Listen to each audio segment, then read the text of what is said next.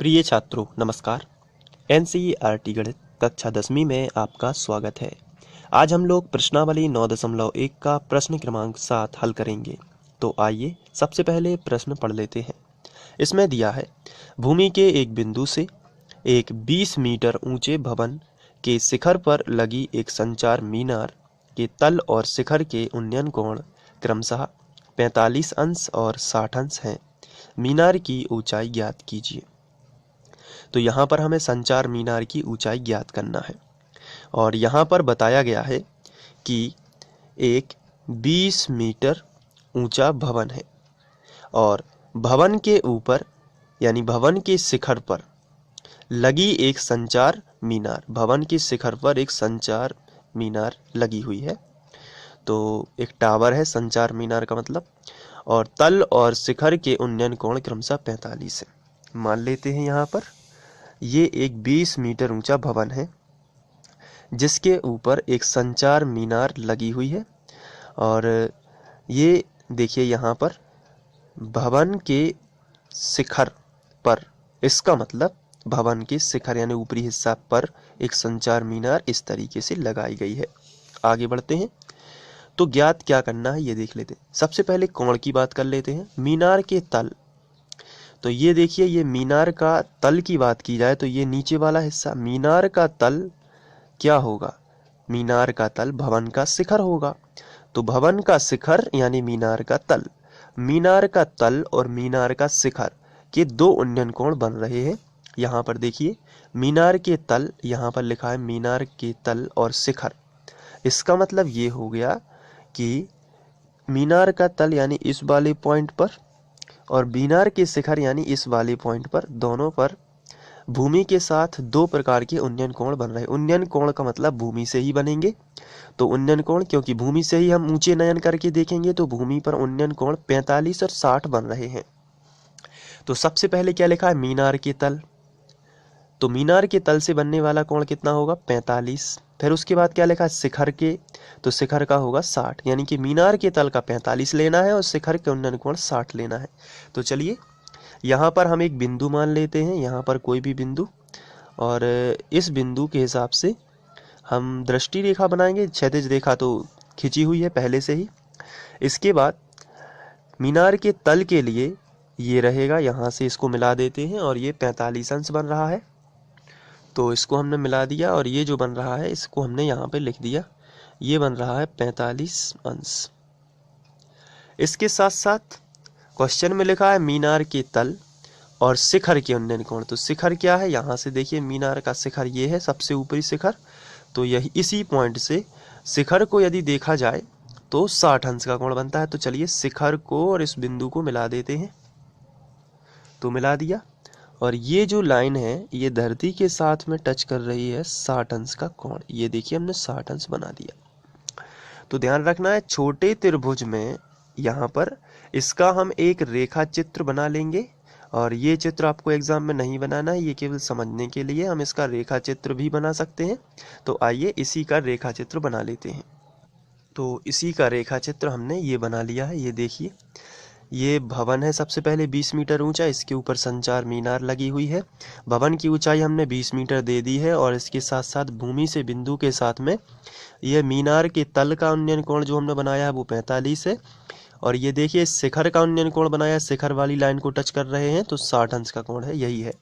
तो अब हम इस चित्र को हटा देते हैं क्वेश्चन को समझने के बाद, और इसके बाद हम अपना रेखा चित्र यहाँ पर रखेंगे और इसी से सॉल्व करेंगे। उसके पहले हम रेखा चित्र को नाम दे देते हैं, कुछ भी नाम दे सकते हैं हम। यहाँ पे हमने लिखा A, B, C और D। अब देख लेते हैं क्वेश्चन में क्या ज्ञात करना है।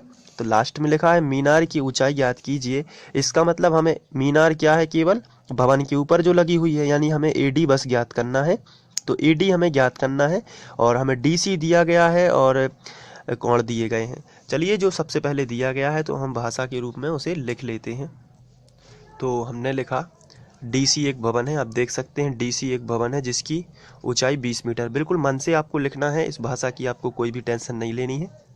इसके बाद AD एक संचार मीनार है। ये देखिए AD एक संचार मीनार है जिसकी ऊंचाई ज्ञात करनी है, तो ये हमें ज्ञात करनी है। चलिए कोण बता देते हैं। जो 45 अंश का कोण है वो इस लाइन को टच कर रहा है, इसलिए इस लाइन में क्या कनेक्ट है, डी। तो डी बी सी बराबर 45 इस तरीके से, और साथ में 60 अंश बता देते हैं। तो ए बी सी, यहाँ पे देखिए ए बी सी ये हो जाएगा 60 अंश। तो हमने दोनों को लिख लिया। चलिए आगे बढ़ते हैं। अब हमें क्या ज्ञात करना है, तो आंसर है, पहले यदि छोटे त्रिभुज की बात करें तो इसमें हमें कुछ दिया नहीं गया है, तो हम बी सी के लिए मान लेते हैं x, और x मीटर हम यहाँ पर लिख लेते हैं। तो यहाँ पे हम लिख लेंगे और बी सी बराबर x मीटर, हमने ये भी लिख लिया। चलिए अब हम छोटा, यहाँ पर दो त्रिभुज बन रहे हैं, पहला त्रिभुज छोटा है ये देखिए यहाँ पर, और दूसरा बन रहा है ए सी बी, देखिए यहाँ पे ये बड़ा त्रिभुज।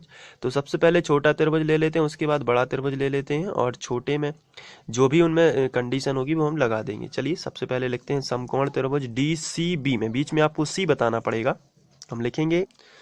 इसके बाद हमें ज्ञात और अज्ञात में लंब और आधार का रिलेशन है, इसलिए tan का फॉर्मूला लगा देंगे, क्योंकि हमें जो ज्ञात करना है वो आधार है और जो दिया गया है वो लंब है। तो लंब बटे आधार में क्या होता है, tan। तो tan, और इसका थीटा क्या है छोटे त्रिभुज का, तो छोटे त्रिभुज का थीटा छोटा ही होता है, यानी कि 45।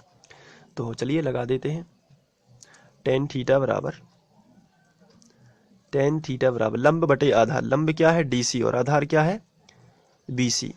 थीटा कितना है 45, तो tan थीटा की जगह पर हमने रखा 45 अंश बराबर DC हमें कितना दिया गया है, DC हमें 20 दिया गया है, और BC कितना है, BC देखिए x माना है तो x लिख देते हैं।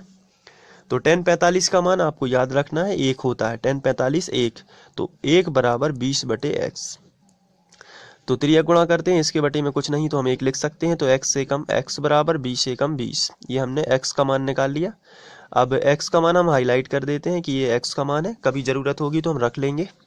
इसके बाद इसी चित्र में देखें तो हम बड़ा त्रिभुज ले लेंगे ए सी बी में, तो हम यहाँ पे लिखेंगे समकोण त्रिभुज ए सी बी में, और इसमें भी हम tan लगाएंगे, क्योंकि ये देखिए लंब और आधार का रिलेशन है। भले ही हमें AD ना दी गई हो, लेकिन AD प्लस 20 पूरा AC बन जाता है। तो चलिए हम लिख लेते हैं समकोण त्रिभुज ACB में, और tan का ही सूत्र लगाएंगे, लेकिन बड़ा त्रिभुज का कोण क्या है 60 अंश। तो tan, पहले तो हम लिखेंगे tan थीटा बराबर लंब बटे आधार, लंब क्या होगा बड़े त्रिभुज का ABC में।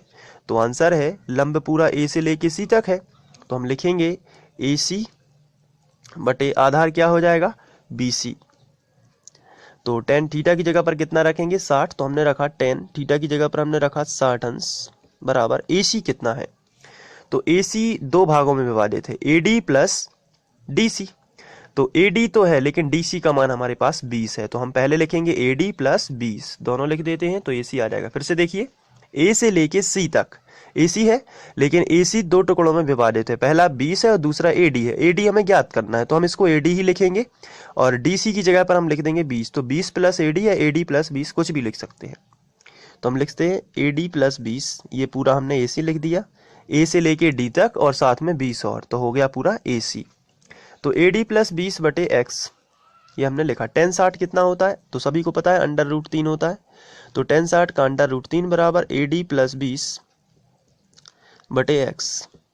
तो अब हमें AD का मान निकालना है तो आसानी से आ जाएगा। इसके बाद हम x का मान रख सकते हैं यहाँ पर, या फिर गुणा करने के बाद भी रख सकते हैं। चलिए हम x का गुणा कर लेते हैं पहले, त्रियक गुणा। तो x करनी 3 बराबर, x का गुणा करनी 3 में हुआ तो x करनी 3 बराबर AD प्लस 20। इसके बाद हमें AD का मान निकालना है, इसलिए 20 का कर दिया पक्षांतर। उसके पहले हमने x का मान रखा, तो हमने लिखा x का मान रखने पर, तो हाईलाइट किया था हमने जो x का मान, वही यहाँ पर रख देते हैं। तो हमने x का मान निकाला था, ये देखिए x बराबर 20 निकाला था, तो चलिए x बराबर 20 रख देते हैं। तो यहाँ पर x की जगह पर हमने रखा 20, करनी 3 ज्यों करते हो बराबर AD प्लस 20। अब 20 को इस तरफ ले जाएंगे क्योंकि AD का मान निकालना है, तो 20 करनी 3 माइनस प्लस का 20 उस तरफ जाएगा तो माइनस हो जाएगा बराबर AD। तो 20 में से हम 20 कॉमन निकाल लेंगे, तो बचेगा √3 माइनस 1 बराबर AD। तो हो सकता है यही आंसर हो, या इसके आगे भी हम कर सकते हैं √3 जो है उसका मान रख के, नहीं तो आप यहीं तक लिख सकते हैं। अतः संचार मीनार की ऊंचाई 20 √3 करनी 3 माइनस 1, इस तरीके से। तो आशा करता हूँ आप लोगों को ये समझ में आ गया होगा। आप चाहें तो इसे नोट भी कर सकते हैं, उसके लिए मैं आपको बता देता हूँ। ये शुरुआत है और ये चित्र भी आपको बनाना है। तो ये देखिए, वीडियो को पॉज करके नोट कर लीजिए। आगे ये इस तरीके से, और थोड़ा सा और है ये। इसके बाद नेक्स्ट पेज पर ये है रेस्ट। चलिए अब इसको आप ध्यान से कर लीजिए और बहुत अच्छे से रिवीजन करते रहिए, क्योंकि एग्ज़ाम पास में है। तो जितना जल्दी हो सके आप उनका कर लीजिए रिवीजन। थोड़ा सा आप टाइम मैनेजमेंट का भी ध्यान रखें, और मैं जब समय मिलेगा मैं ज़रूर आपको वीडियोस देता रहूँगा। आप वीडियोस को लाइक करते रहिए, उससे मुझे प्रोत्साहन मिलता है, और कमेंट करके बताते रहिए, तो मेरा मनोबल भी बढ़ता है और वीडियो बनाने का मन भी करता है। तो आशा करता हूँ कि आप लोग सपोर्ट करेंगे। Thank you.